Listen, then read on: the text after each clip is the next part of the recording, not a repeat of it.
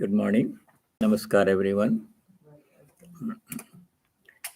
Let us begin with a prayer.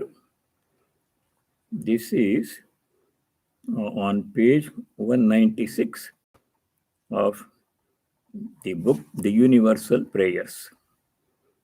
This book has hundreds of prayers culled from various sources, from the Upanishads, the Puranas, and other scriptures.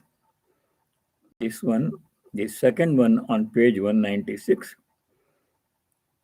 is one shloka from the Mukundamala Stotram, composed by Kulashekar Alvar. There are 12 Alvars, Vaishnava saints in Tamil Nadu, and 63 Nayanmars, Shiva saints in Tamil Nadu. Kulashekar Alvars composed this hymn, Mukundamala Stotram. So one shloka from that. Om Nastha dharme navasu nichaye naiva kamopabhoge yad bhavyam tad bhavuta bhagavan purvakarmanusrupam etat prarthyam mama bahumatam janma janmantarepi tvatpadambhoriyagagata nischala bhaktirastu. Om Shanti Shanti Shanti. The translation is on the right side. O Lord, I do not care for so-called meritorious acts, neither for wealth nor for the enjoyment of the objects of desire. Let that which is inevitable fall to my lot according to my previous karma. But this much is my cherished desire, that I should be endowed with love and shaken for thy lotus feet in this life as well as in lives to come. Om Shanti Shanti Shanti. This shloka reminds us of a very similar shloka in Chaitanya Mahaprabhu's Shikshashtakam. There, the devotee prays to the Lord only for pure devotion. Nadhanam, najanam, nasundarim, kavitam va jagadesha kamaya. O Lord, I don't want wealth. I'm not seeking jana, disciples, followers. Nasundarim kamaya. I'm not seeking a beautiful spouse. The kavitam kamaya. Kavita means poetry, ability to write poetry, and other literary skills. I'm not seeking any of this. Mama janmani janmani ishvare tvayi bhakti rahayutaki bhavatat.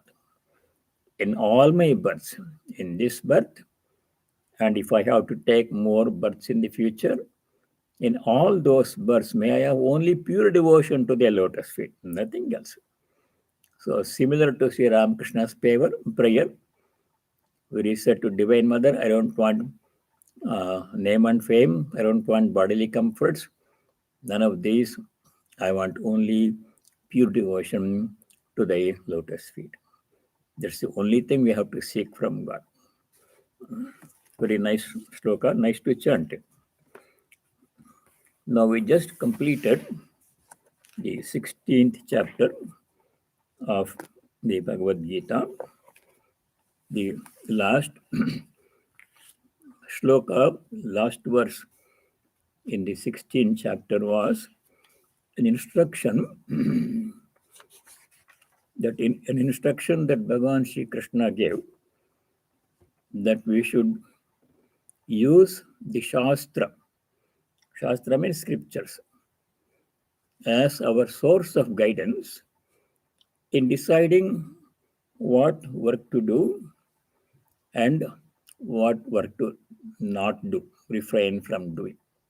Karya akarya vyavasthitau. in deciding what is karya, what is to be done, akaryam, what is not to be done, in deciding that shastram te pramanam, your source of guidance is shastra.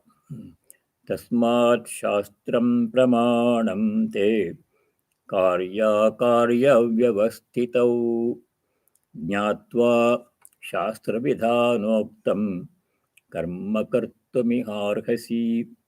Śāstravidhāna uktam.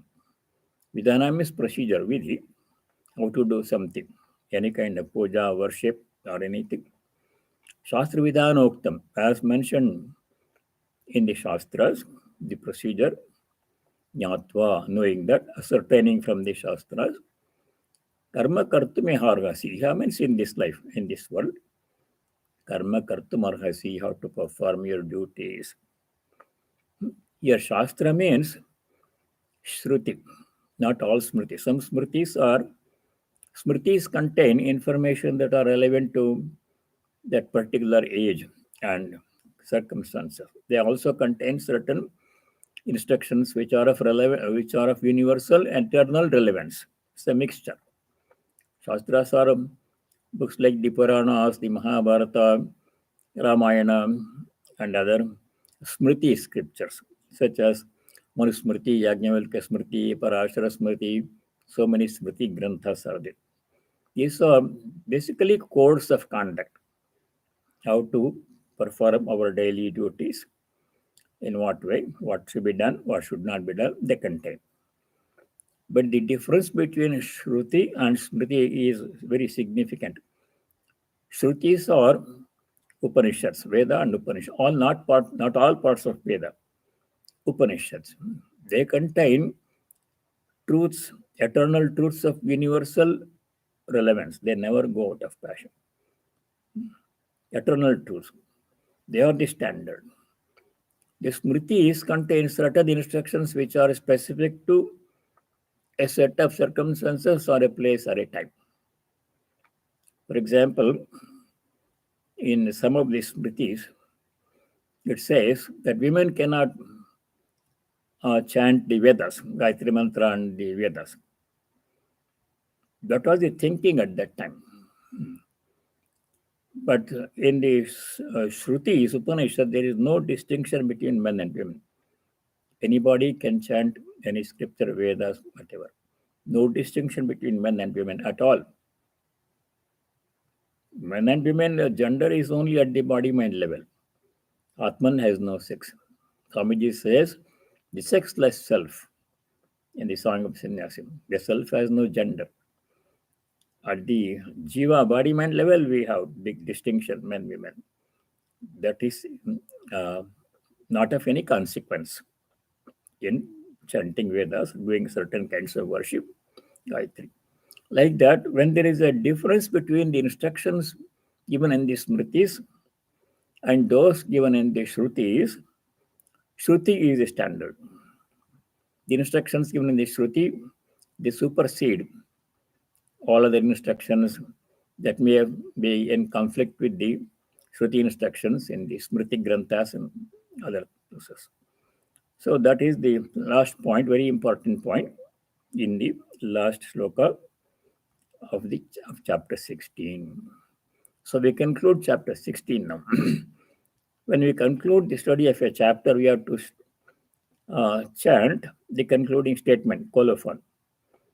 Here we say, Iti Srimad Bhagavad Gita Upanishatsu Brahma Vidyayam Yoga Shastre Sri Krishnarjuna Samvade Krishnarjuna Samvade Devasura Sampad Vibhaga Yoga Nama Shodashodhyayaha. Here we conclude, thus concludes the 16th chapter in the Bhagavad Gita. Bhagavad Gita is Upanishads.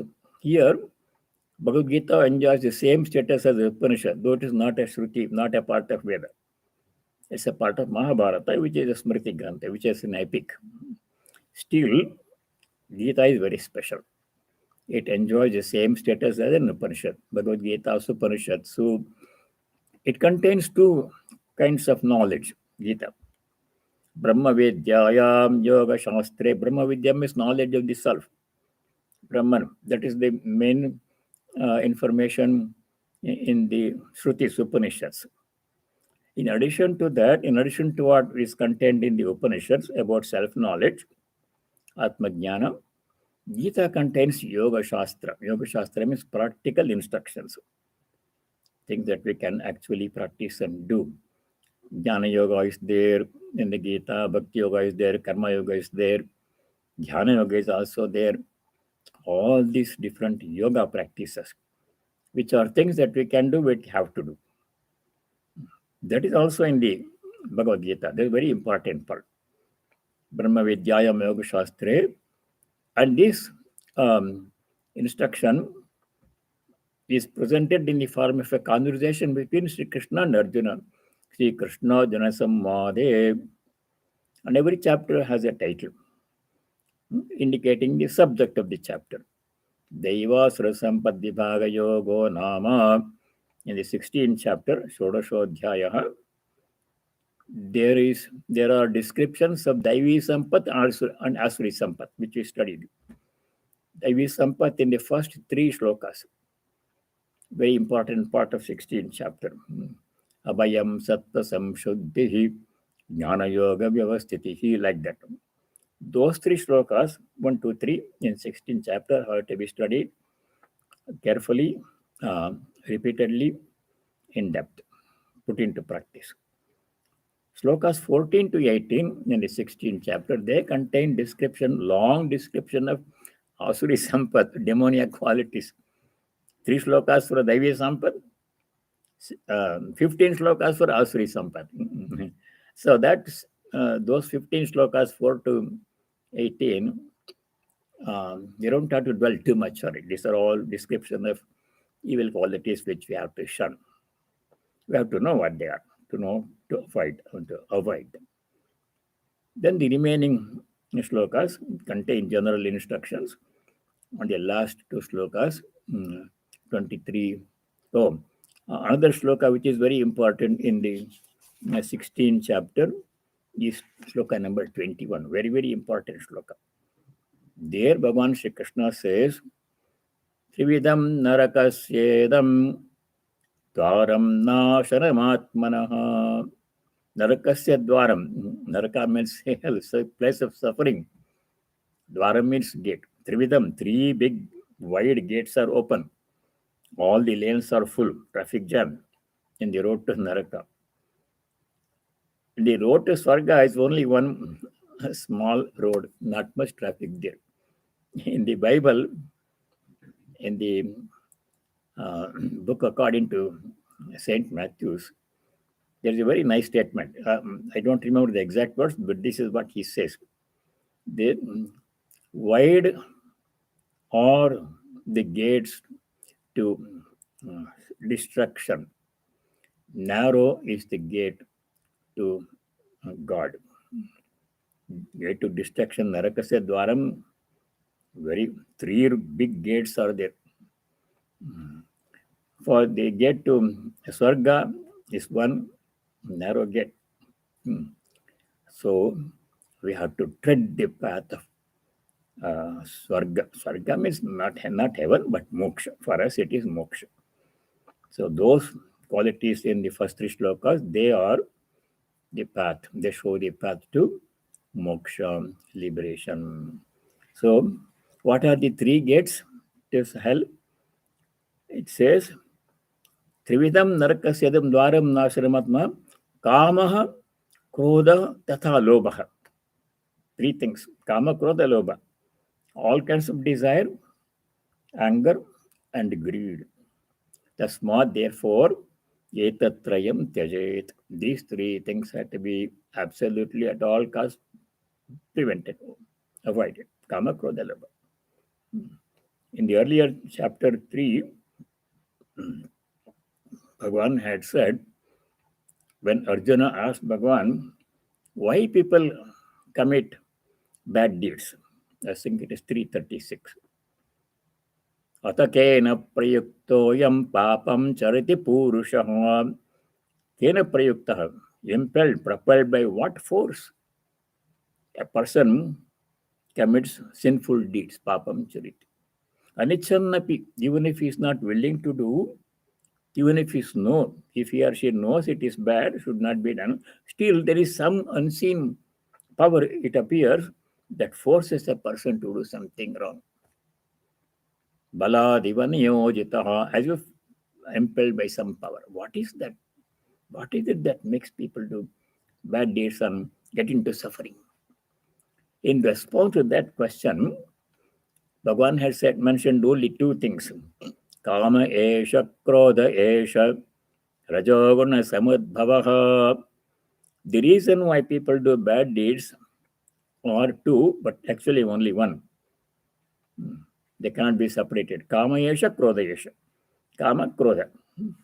Kama means lust, which means all kinds of desire. Lust for enjoyment, lust for power, greed for power, money, position, etc. They don't hesitate to do even immoral, illegal deeds to gain all these things. Kama, krodha, anger. These are actually one, uses a singular pronoun, esha. One thing appearing as two, like the two sides of a coin, can separate them. Now, in Sloka 21, chapter 16, a third reason is given why people do bad things. Here it says, lobaha, greed. Greed can kill. So that sloka we have to know. We should at all costs avoid these things. Three things, kama, krodha, lobha. Tasmadetam trayam tyaje, sloka 21. So now we shall conclude chapter 16 and begin chapter 17. This was just a very quick overview of the chapter 16. 17th chapter is called Shraddhatraya Vibhaga Yoga. The word Shraddha, there is no proper English equivalent for that one. The common translation is Shraddha, of Shraddha is faith. But that is not really the word, English word faith does not really convey the entire meaning of the word Shraddha. So in many books, the translators use the word Shraddha, English word itself. You'll try to understand what it is. Shraddhatraya, three kinds of Shraddha. Vibhaga Yoga. In the 14th chapter, we studied Gunatraya. Three gunas we studied. Sattva, Rajas, and Tamas. Now in the 17th chapter, we see the application. How these three gunas manifest in all aspects of our life. For example, the food that we eat. The food can be a sattvic, rajasic, tamasic. If you know the distinction, then we can take only sattvic food and avoid taking rajasic, tamasic food. Another instance is ahara yajna, sacrifice. All kinds of puja, worship, sacrifice, any action done without selfishness as an offering is yajna. Yajna can be sattvic, rajasic, tamasic. Then tapas, three kinds of tapas, sattvic, rajasic, tamasic.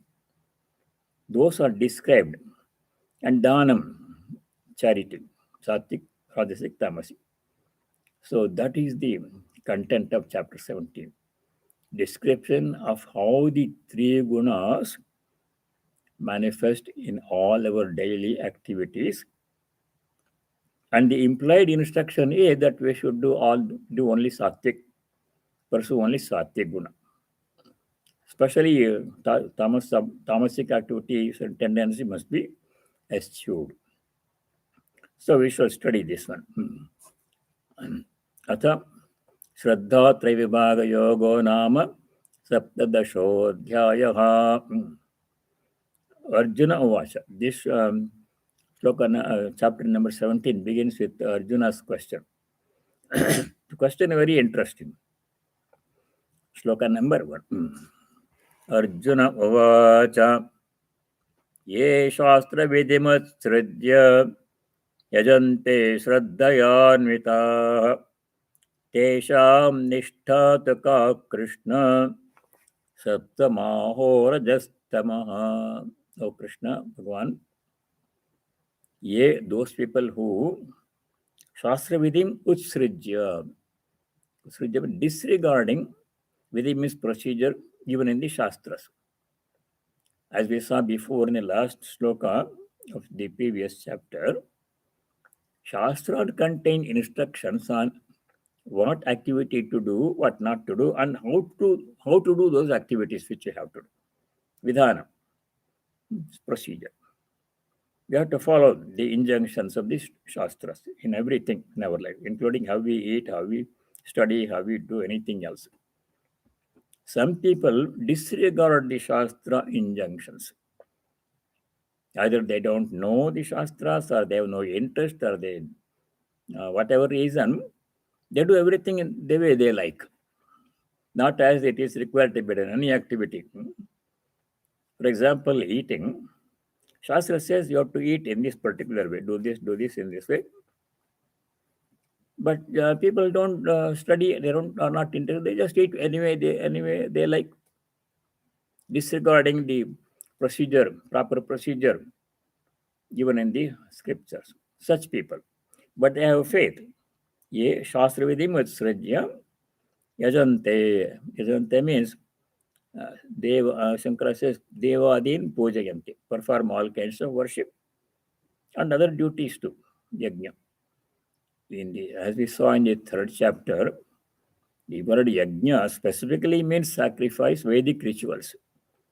Setting up a fire, offering various offerings, chanting Vedic mantras. That is Vedic yajna. That is one meaning of yajna. But in a larger context, yajna means anything that is done as an offering without selfishness, without seeking anything in return, or doing all work as an offering. Every work can be done as yajna. That was explained in the 9th chapter, sloka 27. There Bhagavan Shri Krishna says, whatever work you do, do it as offering. There is no distinction between secular activities and spiritual activities. Even working in the office or a clinic as a doctor, treating patients, in the bank as a teller or manager, in the school as a teacher, or at home as a working as a mother, taking care of home, cooking, cleaning, doing laundry, taking care of children. All this work has to be done as yajna. Any work that is not done as yajna is going to be binding. Yajñārtāt karmano nyatra lokoyam karma bandhanaha. 3rd chapter. Anything that is not done as yajna, that is binding. So everything has to be done as yajna. That was the instruction. Now here they do yajna without following Shastra instructions. They were any way they like. But they have faith, śraddhayānvitāḥ. They have faith in doing this work, any kind of worship. Devadin pujayanti, we worship God with faith. But there is a way to worship. Different kinds of worships are there. How to do them is all described in the scriptures. You have to follow that instruction. But some people worship gods, any aspect of God that they are devoted to, but they don't follow instructions of the Shastras on how to worship. They do in their own way, with faith. What happens to them? That was Arjuna's question. Tesham nishtha taka Krishna. The word nishtha is a very interesting word. It has different meanings. The meaning in this context is, here Shankara describes nishtha as avasthanam. In English, avasthanam is translated as position, status or position. Status or position. Nishtha also has other meanings. Nishtha means what is the attitude of a person when doing some work. Person does it haphazardly, perfunctorily, to get it out of the way, or with love, devotion as an offering, or expecting selfish return, or not expecting anything, remaining calm, whatever be the result. Those are all different instructions on how to do work. Gita has many instructions. Disregarding those instructions, they do work in their own way. They have faith. Tesham ka nishtha. What is the nishtha? What is the position? What is the status, condition, nature of these people? They are doing good deeds, but don't follow instructions. Sattamaho rajastamaha. Are they sattvic in nature? Is their work sattvic? Rajasic or tamasic? Sattamaho raja tamaha. What is that? Because he had heard about these three gunas in the 14th chapter. So here the question following that one. If a person does any activity anyway he or she likes, disregarding Shastra instruction, what is that work? Is it Shastra? Is it Sattvic, Rajasic, or Tamasic? That was Arjuna's question. Nishtha also has another meaning. Nishtha means commitment to a particular ideal or cause. This Brahmanishtha, they say. Brahmanishtha means commitment to self-knowledge, highest kind of pursuit. So Nishtha here means position, condition, status. What is the status or condition of a person who does work anyway he likes? Now, Bhagavan Sri Krishna's answer. Sloka number 2. Sri Bhagavan uvāca Trividha bhavati śraddha dehinam sa svabhavaja sattviki rajasi chaiva tamasi cheti mam te cheti tam shrunu Trividha bhavati śraddha dehinam sa svabhavaja sattviki rajasi tamasi tam shrunu. Listen to them. The English translation here is, threefold is the faith of embodied beings according to their bygone impressions. It may be sattvic, rajasic, or tamasic. Listen to the following classification. Bhagavan introduces the subject and reply to Arjuna's question. Shraddha trividha bhavati. Shraddha means faith. Faith here means Shraddha yasyam nishtayam tvam pritchasi. Faith is threefold. It doesn't define faith. Shraddha bhavati Shraddha. Shraddha is every human being has a certain attitude. How does the attitude? My attitude is different towards anything. Attitude towards other people. I deal with people in a certain way. Some other person deals with the same people in a different way. I do work in a certain way. Somebody does the same work in a different way. That is our individual attitude. How we lead our lives. Shraddha. How it is determined? What is really Shraddha? Shraddha means we all have accumulated a great deal of impressions over a long period of time. Samskara, we call them. Now, what I am today, a good person, bad person, healthy person, ignorant person, or whatever I am today, is the sum total of all those impressions that I have myself gathered, one impression at a time, by doing all the work,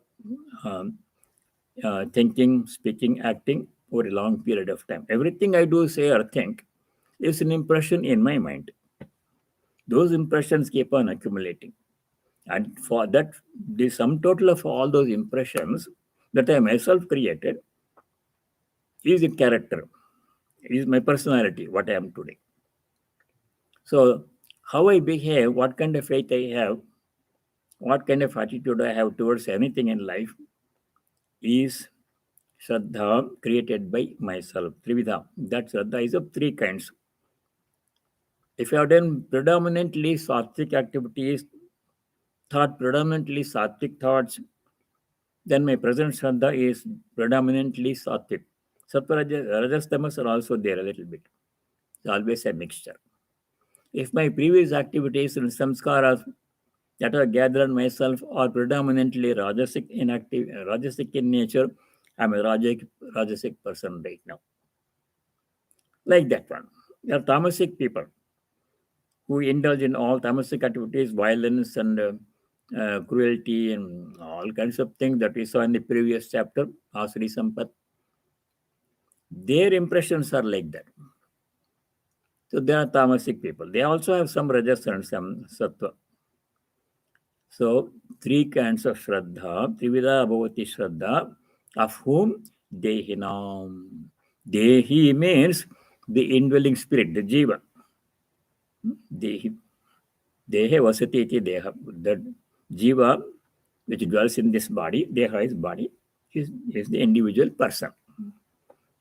Dehinam Trivida Shraddha Bhavati, of all beings, especially human beings. Dehi means that one who dwells in the Deha body. Like Grihi means one who dwells in a house. Like that. Dehinam Trivida Shraddha Bhavati, three kinds of Shraddha. How did this Shraddha happen? My Shraddha became Rajasic, Tamasic, or Sattvic? It says Swabhavaja. Swabhavaja means, in the commentary Shankara says, Swabhava means born of our true nature. My own true nature, Swabhava. What is Swabhava? Here he says, Janmantara Krita Dharmadi Samskaraha Maranakale Abhivyaktaha Swabhavaha Uchyate. Janmantara Krita Dharmadi Samskara. Janmantara means over many lifetimes, whatever activity I have done, dharmic or adharmic activity I have done, the sum total of all those impressions, which is indicated at the last moment of my last birth. In the 8th chapter, we saw whatever is the last thought in our mind at the time of giving up the body, that indicates our destination where we go after death. That is here the same thing. Maranakale Abhivyaktaha, expressed at the time of death. How does the thought come? What kind of thought comes to me at the time of my death? Whatever kind of thought I have done during my lifetime. If I spent my whole lifetime thinking about worldly things, money, property, family, children, grandchildren, position, power, then those thoughts will come to my mind at the last moment. If I have been thinking about God, much of the time during my lifetime, thought of God will come to me at the last moment of my life. That indicates my next birth. What happens to me in the following birth indicates the future. That is Swabhavaja. Shraddha depends upon that. Shraddha means what kind of person attitude I have in this life was indicated at the last moment of my last life, which was an expression of all the thoughts I have done in the last life and previous lives. So I myself create my own Shraddha, my own Swabhava. If I'm a bad person now, nobody to blame. If I'm suffering now, can't blame anybody. It's all my own creation. See, what I am this moment, this personality, whatever it is, good, bad, or what, is an edifice that I have myself sculpted, impression by impression, over my previous past lives. And the good news is, I can change. This moment, I can start thinking only good thoughts, good deeds, and build up my Swabhava. I become a totally sattvic person. That is the advantage and the importance of this idea. I can myself create my future. That is in the Upanishads, and it's in the very clearly expressed by Ashtavakra. We have been studying Ashtavakra Samhita, some selected shlokas during Sunday talks. There in chapter 1, shloka number 11, Ashtavakra Samhita. Ashtavakra, the great sage, says, Each person is what he himself has made himself to be. Good or bad, rich or poor, healthy or unhealthy, intelligent or dull, whatever I am today, is what I have made myself. And I can make myself what I want to be by changing my thoughts. Very interesting verse in Shraddha Samhita, chapter 1, sloka 11. There, the Ashtavakra says, Mukta bhimani mukto hi buddho baddhapi manyapi kim vadanti satyayam yagati samatir bhavet. Most significant statement. This corroborated by modern modern neuroscience and everything. What we think that way. I can make myself sick by thinking all negative thoughts and anger and everything. If I can make myself healthy by putting only sattvic good thoughts of power, joy, devotion. It's all in my hands. So this is what Svabhavaja Shraddha means. And the Shraddha is of three kinds. Sattvic, Rajasic, Tamasic. Sattviki, Rajasi, Chaiva, Tamasi. Second line of sloka number 2. So a person can be predominantly sattvic in nature, predominantly rajasic in nature, but some sattva is there, tamas is there, predominantly tamasic in nature, some sattva, rajas are also there. The dominant quality defines the person. That is the answer to Arjuna's question. So what a person is, sattvic, rajasic or tamasic, how he or she does all the activities and what are the values he pursues in life, all depends upon the Svabhava or Shraddha. Shraddha as developed by Svabhava, our own previous activities, and that can be one of these three, Sattvic, Rajasic, Tamasic. That is very interesting description of a person's nature, explains a person's nature. Developed by oneself through past deeds, samskaras. Now, third sloka. Sattvanurupa sarvasya Shraddha bhavati bharata Shraddha mayoyam purushaha yo yat shraddhassa eva saha. Here, Bhagavan says, I read the translation. In the case of all men or women, all persons we can say, faith conforms, Shraddha conforms Arjuna to their inner sense.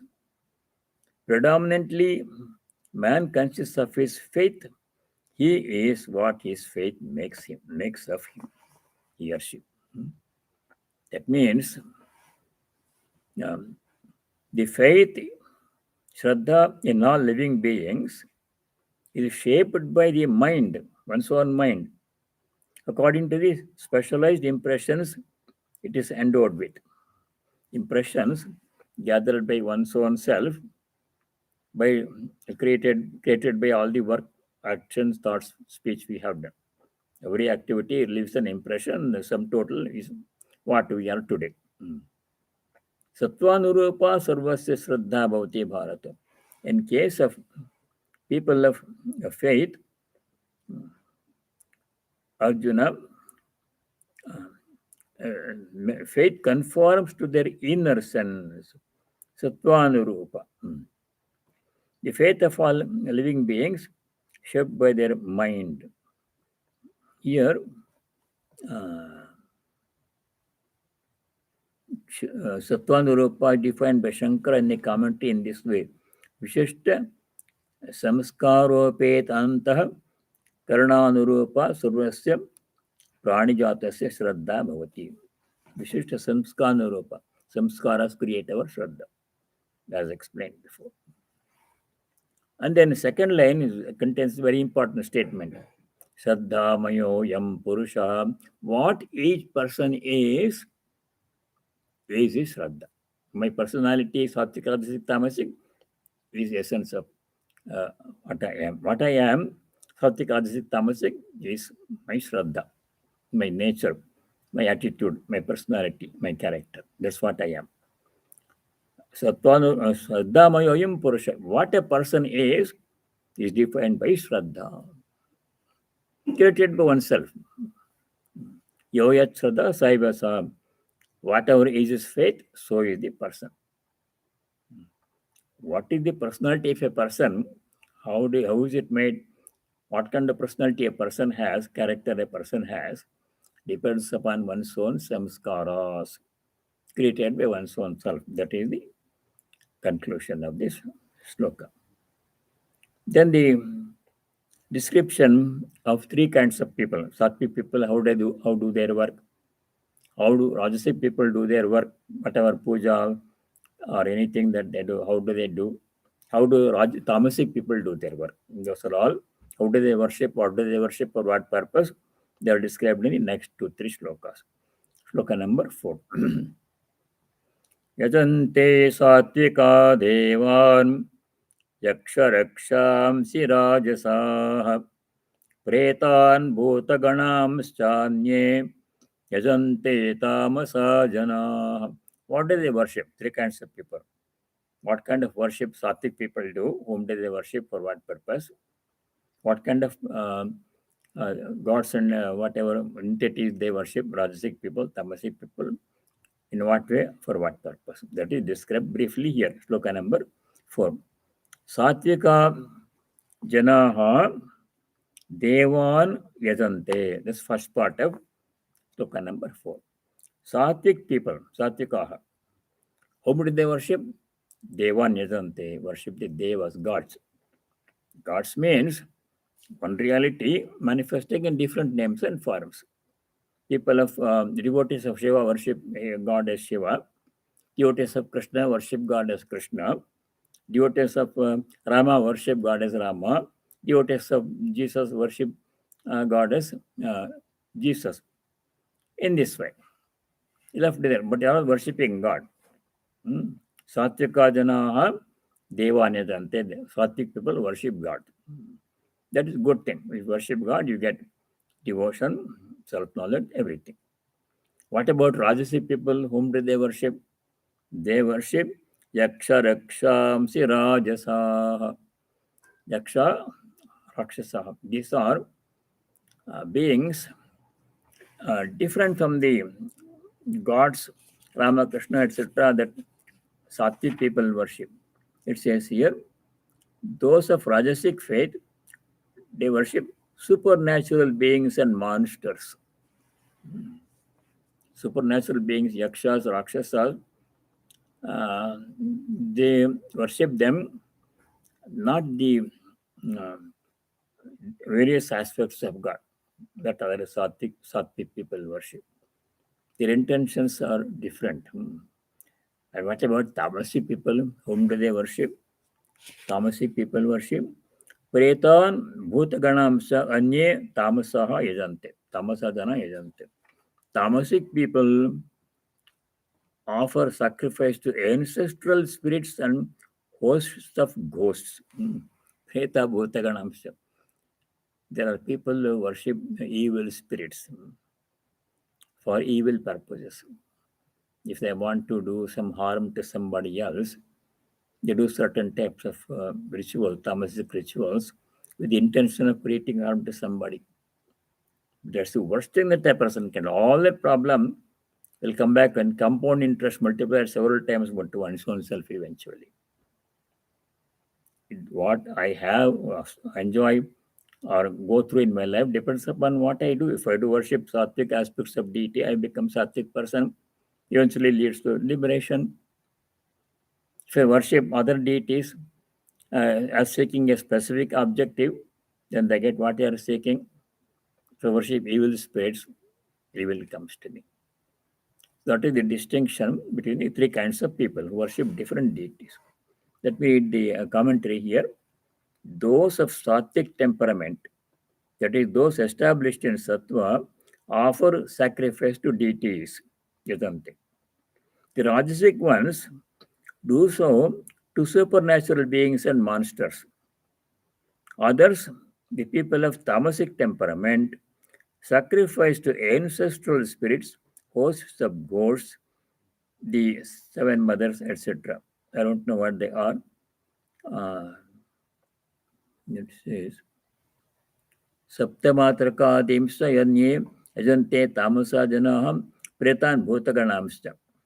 Different kinds of deities which you don't normally worship. We don't know what they are for evil purposes. So we don't have to worry about that too much. We should worship sattvic deities, sattvic aspects of God in a sattvic way, not in a tamasic way.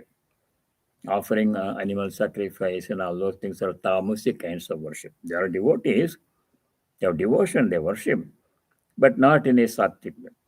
Sattvic worship means worshipping certain aspects of God, Shiva, Vishnu, Rama, Krishna, or whatever aspects we worship, in a sattvic way, following Puranic or Vedic instruction. There are different systems of worship, Paddhati, Puja Paddhati.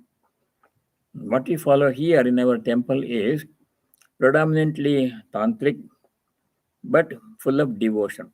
We worship Sri Ramakrishna and only to acquire pure devotion, not seeking a wealth or a fame or any other worldly object. That is sattvic worship. Sattvic purpose, seeking sattvic result. Eventually, pure devotion, which leads to liberation or self-knowledge. And offering sattvic offerings, sattvic food. That is sattvic worship that we have to do. Chanting mantras given in the Vedas, Vedokta Vidhi, in certain traditional Orthodox families, all the offerings are made by chanting Vedic mantra from Purusha Sukta. For Dhupa, Deepa, Naivedya, etc., all the offerings, one sentence from the Purusha Sukta is chanted and the offering is made. Sattvic. Or Puranic method is also there. Those are sattvic ways of. That's what we have to do. Three kinds of. Now, shloka number 5. This description of tamasic worship. Ashastravihitam ghoram tapyante ye tapojanaha dambhahankara samyuktaha kamaragabalanvitaha.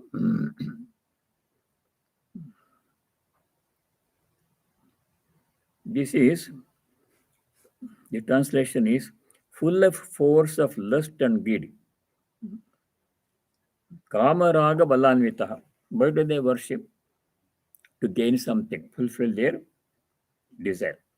Somebody wants a specific thing, a child, a young couple having no children, they worship God to ask for a child. Is it good or bad? It's okay, a normal desire. Shri Krishna says in the 7th chapter, it's okay to ask God for something, artharti.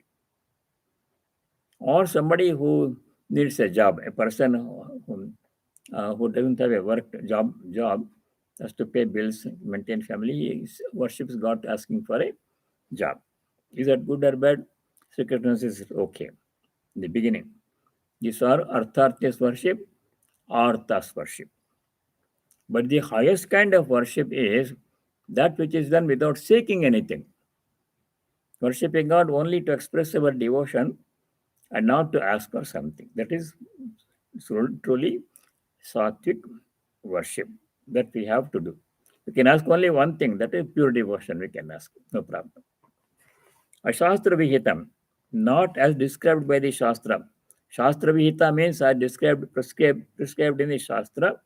Ashastravihitam means not as prescribed in Shastra, following their own method, not as prescribed in the Shastra. Anyway, they're like Ghoram tapo janaha tapyante. They perform all kinds of tapas.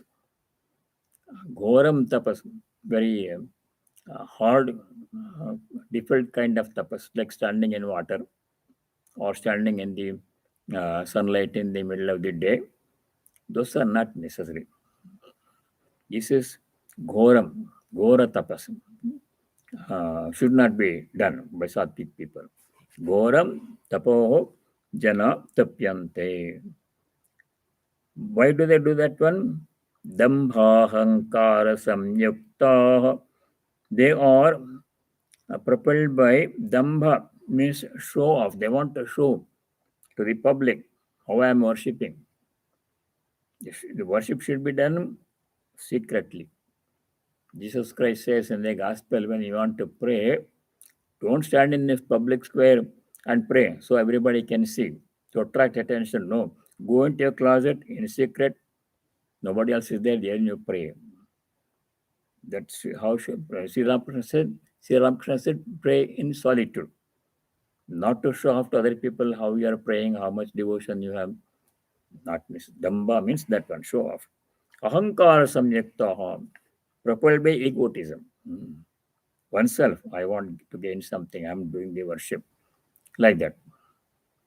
Kamaraga balanvitaha, that is kamaraga, full of lust and greed. Raga means attachment, and kama means desire. Kamaraga balanvitaha, impelled by these things, the description of rajasic, tamasic kind of worship. We'll do one more shloka. This is continuation of Gora Tapas. Shloka number 6.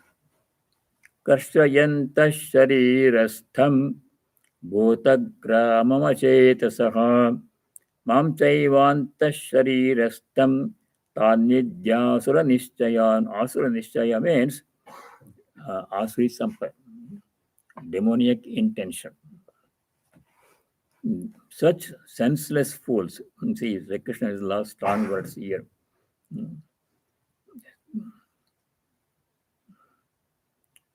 Enfeebling the organs of the body. Enfeebling means making them feeble, weak. I'll give an example. Enfeebling the organs of the body and persecuting also me, dwelling within the body. Shariram kashrayantah. Shariram in the body. Going through certain austerities which are very hard on the body. I saw a person many years ago in India. He came. He used to go from town to town, followed by a large number of disciples, many people. So what he would do, he would stand under a tree, and his disciples would hang a rope from the tree, a loop, tie the two ends of the rope, and there's a loop there, and he would keep his one knee on that rope, stand on one leg. That was the tapas. He would do it day and night. And all the disciples were standing there looking at him with great devotion. The Mahatma doing such a ghora tapas. No, that is tamasic tapas. What he is doing? Essentially torturing the body. Shariram kashrayantah. And what is the purpose? Attract attention. Nothing. What will it bring? Nothing. That is tamasic tapas. Kashrayanta sharirastham bhutagramam achetasaha. Persecuting mam chaiva anta sharirastham karshayanta. Anta sharirastham means, mam means me. Lord is speaking. God is present here. In that person's body also God is present. Not only is he torturing his body, he is torturing the self within. In what way does it please God? If you stand on one knee day and night, nothing is gained. That is tamasic kind of tapas. And mam chaiva anta sharirastham. Me dwelling in the body is also torturing me also. Tanvidhi asura nishchayan. Know them to be demoniacally resolved. Their resolution is tamasic. To gain attention and some money, praise, disciples. So that is tamasic. So in this way, this chapter continues. 3 kinds of worship: yajna, sattvic, rajasic, tamasic; 3 kinds of food; 3 kinds of dana, charity; and 3 kinds of yajna. All those things will come. Sattvic, rajasic, tamasic, and we have to pursue only sattvic activities. Sattvic food, sattvic way of worship, sattvic way of giving charity, etc. So we'll continue next time. Until then, all of you stay well. Now I say the closing prayer. Excuse me.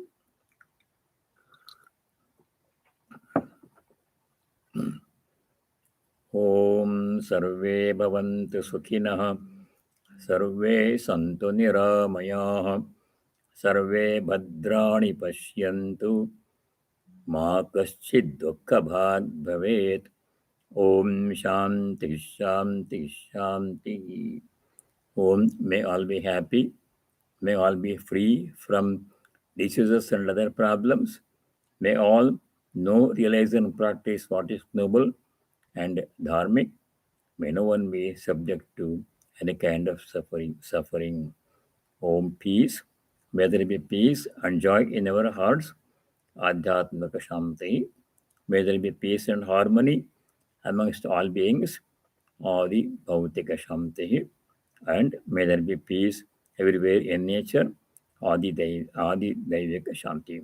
Harihi Om Tat Sat. Sarvam Sri Ramakrishna Arpanamastu. Thank you all and stay well. And see you next week, God willing. Monday, July 4th, we have our July 4th worship, which we do every year. Worship Swami Vivekananda. And this is Sattvic worship. You will notice you can attend in person or you can watch from home. Chanting mantras written by disciples of Sri Ramakrishna, and then offering Sattvic offerings, praying only for pure devotion. In that Sankalpa, which we say at the beginning of the puja, we say only for pure devotion. Tat pritaye, to please the Lord, Parameshwara Prityartham, we do this offering, Sattvic offering, to gain devotion only. So, thank you very much and stay well. Namaskar.